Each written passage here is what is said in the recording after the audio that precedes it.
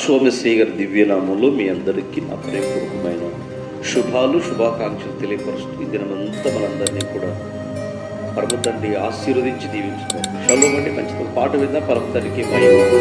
హల్లెలూయా.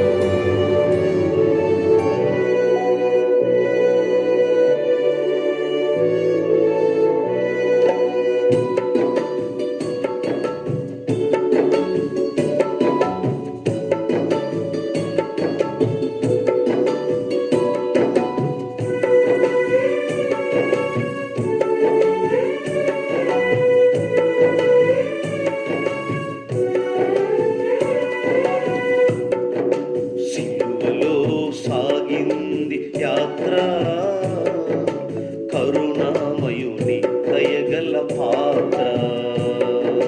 సిలువలో సాగింది యాత్ర, కరుణామయుని దయగల పాత్ర. ఇది ఎవరి కోసమో? ఈ జగతి కోసమే, ఈ జనుల కోసమే. సిలువలో సాగింది యాత్ర, కరుణామయుని దయగల పాత్ర.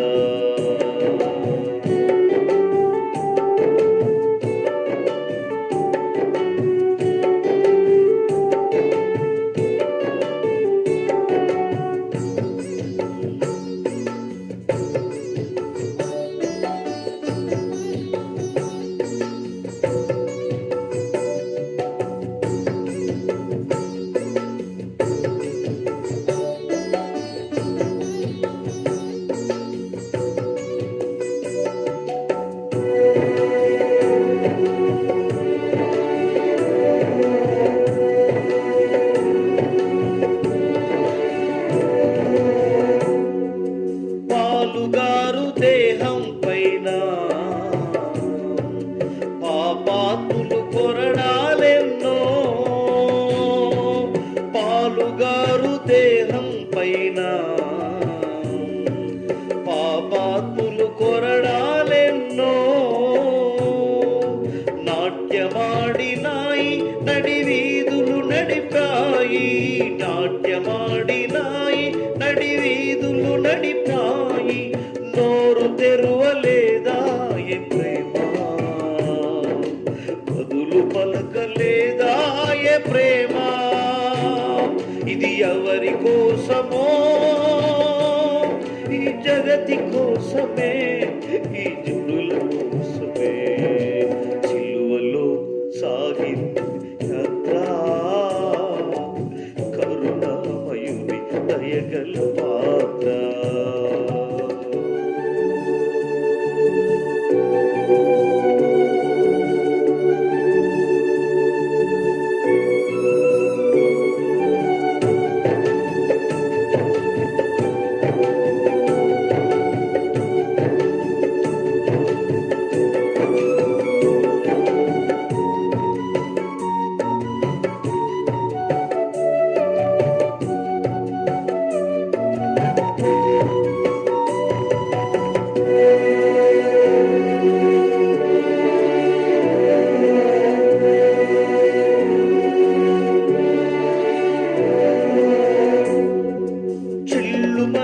కొట్టింది ఒకరు, తన మోము పైన ఊసిల్ది మరి ఒకరు. చెల్లుమని కొట్టింది ఒకరు, తన మోము పైన ఊసిల్ది మరి ఒకరు. బంతులాడినారు, బాధలు చేసినారు. బంతులాడినారు, బాధలు పెట్టినారు. నోరు తెరువలేదాయే ప్రేమ, బదులు పలకలేదాయే ప్రేమ. ఇది ఎవరి కోసమో? ఈ జగతి కోసమే, ఈ జనుల కోసమే. సిలువలో సాగింది యాత్ర, కరుణామయుని దయగల పాత్ర.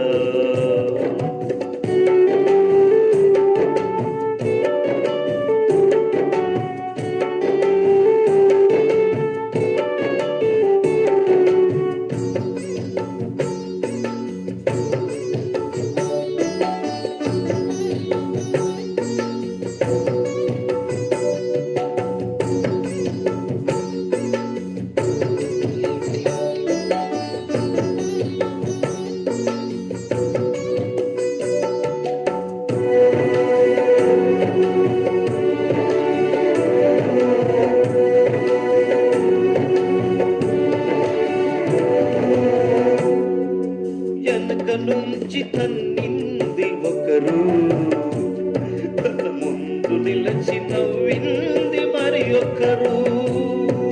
వెనక నుంచి తన్నింది ఒకరు, తన ముందు నిలిచి నవ్వింది మరి ఒకరు. జైలు చేసినారు పర్యాసమాడినారు, జైలు చేసినారు పర్యాసమాడినారు. నోరు తెరువలేదాయ ప్రేమ, బదులు పలకలేదాయ ప్రేమ. ఇది ఎవరి కోసమో, ఈ జగతి కోసమే, ఈ జనుల కోసమే. సిలువలో సాగి ఉంది యాత్ర, కరుణామయుని దయగల పాత్ర. సిలువలో సాగి ఉంది యాత్ర, కరుణామయుని దయగల పాత్ర. ఇది ఎవరి కోసమో, ఈ జగతి కోసమే, ఈ జనుల కోసమే. సిలువలో సాగింది యాత్ర, కరుణామయుని. శ్రేష్టమైన వాక్య భాగంలో మనం పరిశుద్ధమైన ఈ వాగ్దానాలని మనం నేర్చుకుందాము. గతించిపోకుండా నిలిచేవి, గతించిపోయేవి ఏంటో ఈ శ్రేష్టమైన వాక్య భాగంలో మనం తెలుసుకుందాము. ఏంటి గతించిపోకుండా ఉండేవి? గతించకుండా ఉండేది ఏంటి అంటే పరిశుద్ధ గ్రంథమైన బైబిల్లో నుండి ధర్మశాస్త్రమును, మరి దాని ధర్మశాస్త్రం నైనను పురులైను తప్పిపోకుండా కంటే ఆకాశము భూమి గతించిపోవుట సులువు అన్నాడు పరమ తండ్రి.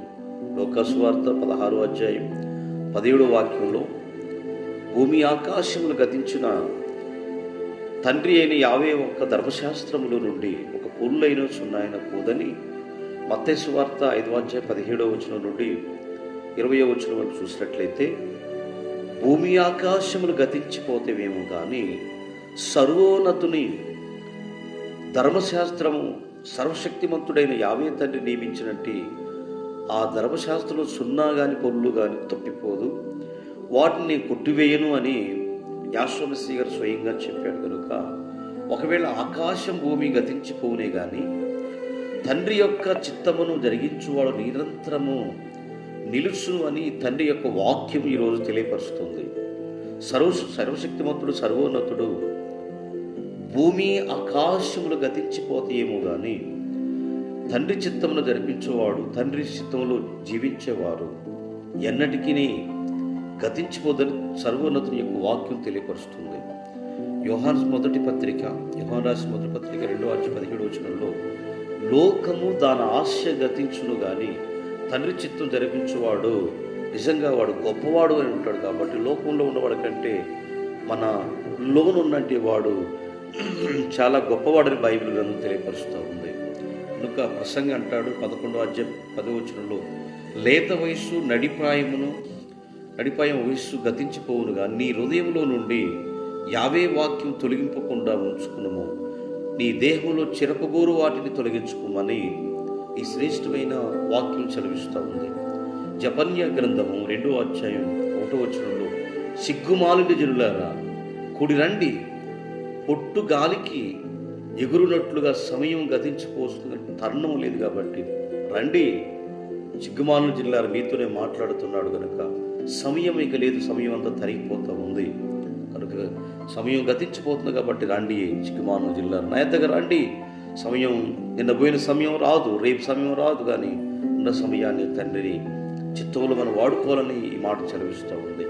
ఏబు గ్రంథంలో 12వ అధ్యాయం 2వ వచనంలో నిజంగా ఆశ్చర్యకరమైన మాట, నిజముగా ఈ లోకంలో మీరు జనులుగా మీతోనే జ్ఞానం గతించిపోవును కనుక మీకున్న జ్ఞానాన్ని ఈరోజు ఎవరికి ఇవ్వడు, తలొక్క జ్ఞానాన్ని ఇస్తారు. కానీ ఇదిగో నిజముగా లోకములో మీరు జనులు మీతోనే జ్ఞానం గతించిపోవును అని రాయబడింది. 1 కొరింథీ పత్రిక 7వ అధ్యాయం 31వ వచనం లోకము అనుభవించే వారిని మితముగానే అనుభవించుతున్నట్లుగా ఉండవలెను, ఏలయనగా ఈ లోక నటనను గతించుతున్నదని రాయబడింది. దావీదేమంటాడంటే 90వ అధ్యాయం 10వ వచనంలో, మా ఆయుష్కాలం 70 సంవత్సరములు, అతిక్రమించిన ఎడల 80 సంవత్సరాలు అగునను, అది ఆయాసమేనన్నాడు. కనుక మరి మన వయస్సు గతించిపోతుంది కాబట్టి నిజంగా తండ్రి చెప్పే మాట ఏంటంటే, మా ఆయుష్కాలం 70 సంవత్సరములు, అధిక బలముండిన ఎడల 80 సంవత్సరాలు అగును, అయినను దాని ఆయాసం గతించిపోను కనుక అది ఆయాసంగానే కర్ర చేతిలోకి వచ్చి ఆయాసంగా ఉంటారని రాయబడింది. లోకా సువార్త 21:33 యావే తన మాటలు గతింపవు అని రాయబడింది. యావే ప్రేమ గతించదు అని యోహాను సువార్త 6:38 యోహాను 2:17 దేవుని చిత్తం గతించదు అని రాయబడింది. దేవుని చిత్తం గతించదు, ఆయన ధర్మశాస్త్రం గతించదు.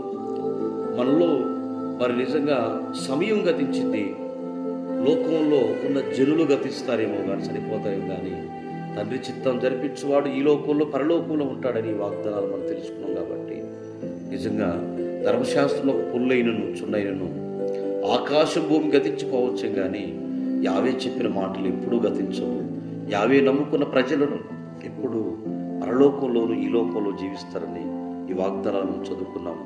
అట్టి కృపా ధన్యతలో మనం అందరం పొందిన వారమై యావే రాజ్యానికి అధిపతులుగా, ఆయన రాజ్య సంబంధులుగా మనం ఉండాలని ఈ వాగ్దానాలన్నీ కూడా తెలియపరచబడి కనుక నిజంగా దాని ఆశ, లోకంలో ఉన్న ఆశలు గతించిపోతే ఉండాలి. తండ్రి చిత్తం జరిపించేవాడు నిజంగా గొప్పవాడు ఉంటాడని, పరలోకంలో గొప్పవాడు అవుతాడని స్వార్థం తెలుసుకున్నాం. కాబట్టి నీ వయస్సు ఉడికిపోవచ్చు, నీ ఆశ తగ్గిపోవచ్చు, కానీ దేవుని చిత్తం జరిపించేవాడు ప్రేమ కానీ సిగ్గుమాను జిల్లర సమయం గతిస్తున్న రాండి అని తండ్రి చెప్తున్నాడు. కాబట్టి అట్టి కృపాధన్యత ఈ రోజంతా ఈ వాగ్దానాలు చదువుకుని ప్రతి కుటుంబాన్ని దర్శించడం తండ్రి నీకు వందనాలు. ఈరోజు మాతో మీరు సూటిగా మాట్లాడి వాగ్దానాలు మాకు ఇచ్చినందుకు వందనాలయ్యా. నీ నామములో తండ్రి, నీ దయలో తండ్రి మేమందరం వర్ధిల్లినట్లు సహాయించమని, ఈ కార్యక్రమాన్ని ఎందరైతే వీక్షించారో వారిని, వారి పిల్లల కుటుంబాన్ని దీవించమని, వీటిని ధ్యానించడానికి ఒక సమయం సరిపోను స్థితిలోనైనా మేము ఈ వాగ్దానాలను మా జీవితంలో నెరవేరి ఈరోజు పుట్టినరోజు, వివాహ వేడుకలు, అయ్యా పెళ్లి రోజు జరుపుకొని ప్రతి కుటుంబాన్ని దర్శించి నీ నామంలో ఈ వాగ్దానాలన్నీ నాయన మా జీవితంలో నెరవేరి అయ్యా నీ వాగ్దానం, నీ యొక్క వాక్కులు, నీ యొక్క ధర్మశాస్త్రం అయ్యా మా హృదయాలు దాచుకొని మేము ముందుకు నడుచున్నట్టు సాయించు. నీ రాజ్య సముద్రులుగా జీవించే భాగ్యం దైత్యమని ఈశ్వరనామం ద్వారా అడుగుతున్నాం తండ్రి. ఆమేన్. అందరికీ నా ప్రేమపూర్వక విషయంలో మండి తండ్రి మనందరినీ ఆశీర్వదించుగాక.